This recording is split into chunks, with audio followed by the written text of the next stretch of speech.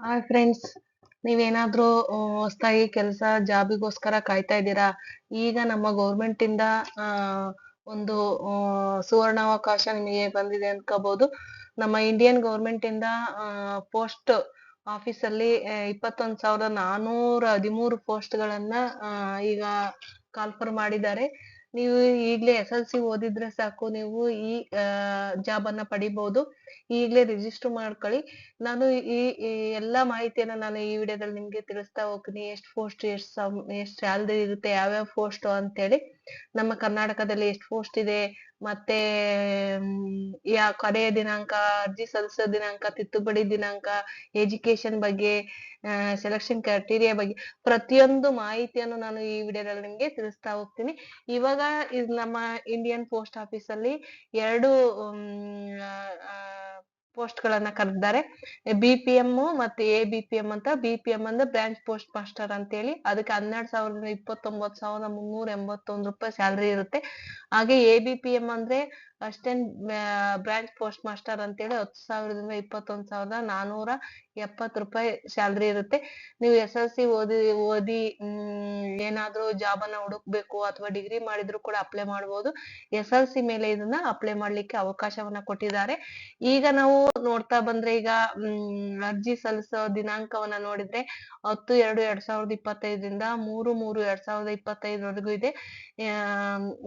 ಬೇಗ ನೀವು ಅರ್ಜಿ ಸಲ್ಲಿಸಿ. ಯಾಕಂದ್ರೆ ಇನ್ನ ಸ್ವಲ್ಪ ದಿನ, ಕೆಲವು ದಿನಗಳಲ್ಲಿ ಕೊನೆ ಆಗುವ ದಿನಾಂಕ ಇದೆ. ಯಾಕಂದ್ರೆ ಸರ್ವರ್ ಪ್ರಾಬ್ಲಮ್ ಕೂಡ ಇರುತ್ತೆ. ಬೇಗ ನೀವು SLC ಮಾಡಿದ್ರೆ ಈ ಕೆಲ್ಸಕ್ಕೆ ಅಪ್ಲೈ ಮಾಡ್ಕೊಳ್ಳಿ.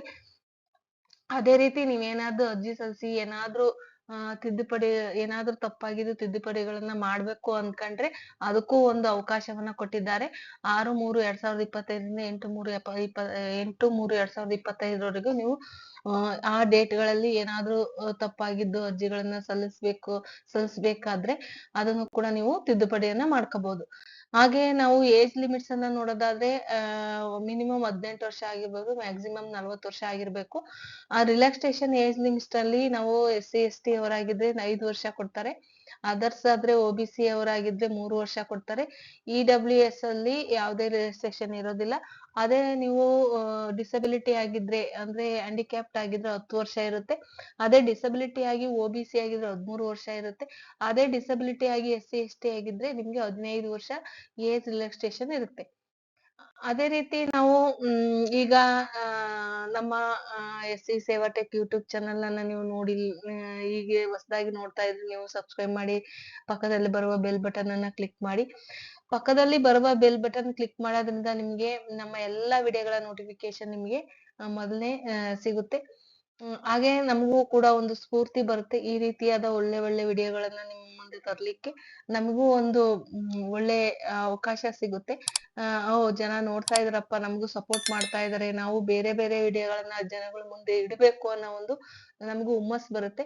ಹಾಗಾಗಿ ನನ್ನ ವಿಡಿಯೋಗಳನ್ನ ಸಪೋರ್ಟ್ ಮಾಡೋದನ್ನ ಮರಿಬೇಡಿ.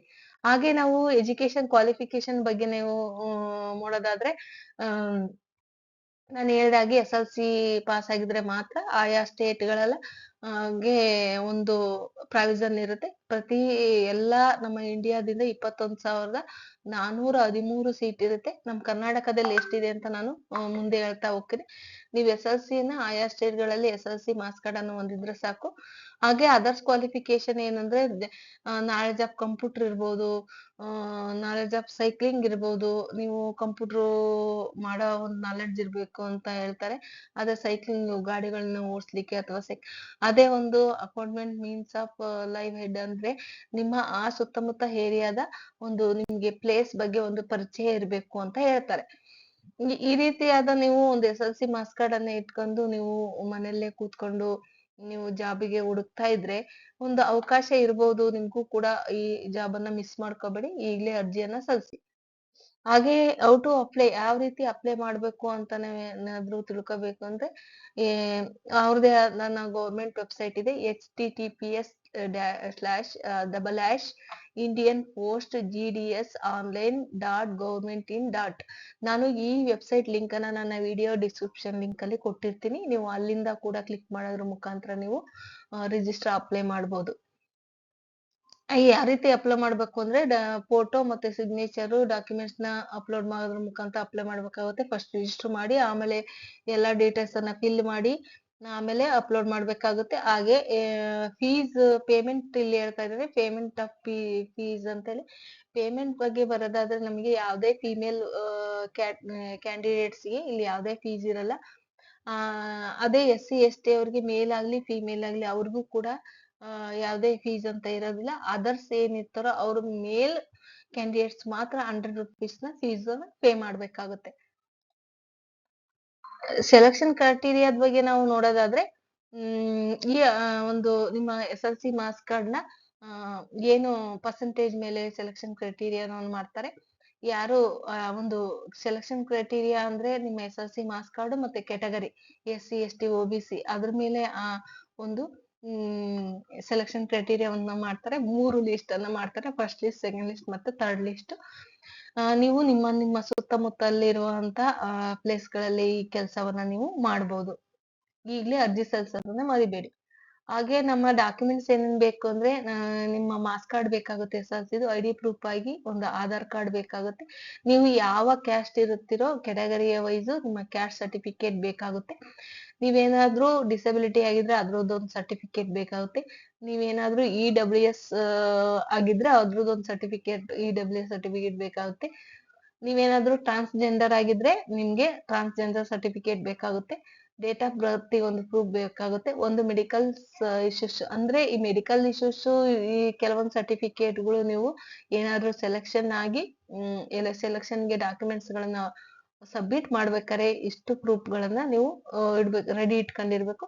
ಮತ್ತೆ ಈಗ ನೀವು ರಿಜಿಸ್ಟರ್ ಮಾಡ್ಲಿಕ್ಕೆ ಫೋಟೋ ಸಿಗ್ನೇಚರ್ ಇರ್ಬೇಕು, ಮತ್ತೆ ಮಾರ್ಕ್ಸ್ ಕಾರ್ಡ್ ಇರ್ಬೇಕು, ID ಪ್ರೂಫ್ ಆಗಿ ಒಂದು ಆಧಾರ್ ಕಾರ್ಡ್, ಒಂದು ಕ್ಯಾಸ್ಟ್ ಸರ್ಟಿಫಿಕೇಟ್ ಇಷ್ಟಿದ್ರೆ ನೀವು ಅರ್ಜಿಯನ್ನ ಸಲ್ಲಿಸಬಹುದು. ಇದು ಉಳಿದದ್ದೆಲ್ಲ ಇನ್ನ ನೀವು ಸೆಲೆಕ್ಟ್ ಆಗಿ ಆಮೇಲೆ ಗೆ ಈ ಎಲ್ಲಾ ಡಾಕ್ಯುಮೆಂಟ್ಸ್ ಗಳನ್ನ ನೀವು ಸಬ್ಮಿಟ್ ಮಾಡ್ಬೇಕಾಗುತ್ತೆ. ಈಗ್ಲೇ ಅರ್ಜಿ ಸಲ್ಲಿಸಿ, ತುಂಬಾ ಈಸಿ ಇದೆ. ನಮ್ಮ ಮಹಿಳೆಯರಿಗಂತೂ ಫೀಸೇ ಇಲ್ಲ. ಆರಾಮ್ಸಾಗಿ ನೀವು ಅರ್ಜಿಯನ್ನ ಸಲ್ಲಿಸಬಹುದು, ಜಾಬ್ಗೆ ಅಪ್ಲೈ ಮಾಡಬಹುದು. ಯಾರಿಗ್ ಗೊತ್ತು, ನಿಮ್ಗೂ ಕೂಡ ಅದೃಷ್ಟ ಇದ್ರೆ ಈ ಜಾಬ್ ನಿಮ್ಗೆ ನಿಮ್ಮ ಸುತ್ತಮುತ್ತಲಿನ ಜಾಗದಲ್ಲಿ ಸಿಗ್ಬೋದು. ಹಾಗೆ ನಮ್ಮ ಕರ್ನಾಟಕದಲ್ಲಿ ಎಷ್ಟು ಪ್ಲೇಸ್ ಅಂತ ನಾನು ಹೇಳ್ತಾ ಇದ್ದೀನಿ ಅಂದ್ರೆ ಲ್ಯಾಂಗ್ವೇಜ್ ನಮಗೂ ಕೂಡ ಕರ್ನಾಟಕದಲ್ಲಿ ಕನ್ನಡ ಒಂದು ಫಸ್ಟ್ ಪ್ರಿಫರೆನ್ಸ್ ಅನ್ನ ಇಟ್ಟಿದ್ದಾರೆ. ನಮ್ಮ ಜನರಲ್ ಸೀಟ್ಗೆ 482 ಸೀಟ್ ಇದೆ. ಅದೇ OBC ಅವರಿಗೆ 260 ಸೀಟ್ ಇದೆ. SC ಅವರಿಗೆ 175 ಸೀಟ್ ಇದೆ. ST ಅವರಿಗೆ 78 ಸೀಟ್ ಇದೆ. EWS ಅವರಿಗೆ 122 ಸೀಟ್ ಇದೆ. PW ಅಂದ್ರೆ ಡಿಸಬಿಲಿಟಿ A, ಡಿಸಬಿಲಿಟಿ B ಮತ್ತು ಡಿಸಬಿಲಿಟಿ C ಮತ್ತು ಡಿಸಬಿಲಿಟಿ E ಈ ರೀತಿಯ 4 ಕೆಟಗರಿಯನ್ನ ಮಾಡಿದ್ದಾರೆ. ಅದೇ ಡಿಸಬಿಲಿಟಿ A ಅವರಿಗೆ 3 ಸೀಟು, ಡಿಸಬಿಲಿಟಿ B ಅವರಿಗೆ 3 ಸೀಟು, ಡಿಸಬಿಲಿಟಿ C ಅವರಿಗೆ 12 ಸೀಟು, ಡಿಸಬಿಲಿಟಿ D ಅನ್ನೋರಿಗೆ 0 ಇರುತ್ತೆ. ಅದಕ್ಕೆ ಅವರಿಗೆ ಯಾವುದೇ ಒಂದು ಸೀಟ್ ಇರೋಲ್ಲ ಖಾಲಿ. ನಮ್ಮ ಕರ್ನಾಟಕದಲ್ಲಿ ಟೋಟಲಿ 1135 ಪೋಸ್ಟ್ಗಳಿದೆ. ಥ್ರೂಔಟ್ ಇಂಡಿಯಾದಲ್ಲಿ 21,413 ಇದ್ರೆ ನಮ್ಮ ಕರ್ನಾಟಕದಲ್ಲಿ 1135 ಪೋಸ್ಟ್ ಇದೆ. ಈ ಅವಕಾಶವನ್ನ ನೀವು ಮಿಸ್ ಮಾಡಬೇಡಿ. ಈಗಲೇ ನೀವು ಹೋಗಿ ಇದನ್ನ ಅಪ್ಲೈ ಮಾಡಿ. ನಿಮ್ಗೂ ಅದೃಷ್ಟ ಇದ್ರೆ ಸಿಗ್ಬೋದು. ಈ ಅವಕಾಶವನ್ನ ಕಳ್ಕೋಬೇಡಿ. ಯಾಕಂದ್ರೆ ಕೊನೆಯ ದಿನಾಂಕ ಮಾರ್ಚ್ 3, 2025. ಹಾಗಾಗಿ ಈಗಲೇ ಅರ್ಜಿ ಸಲ್ಲಿಸಿ. ನನ್ನ ವಿಡಿಯೋವನ್ನ ನೋಡಿದ್ದಕ್ಕೆ ನಿಮ್ಮೆಲ್ಲರಿಗೂ ಕೂಡ ಧನ್ಯವಾದಗಳು. Thank you for watching.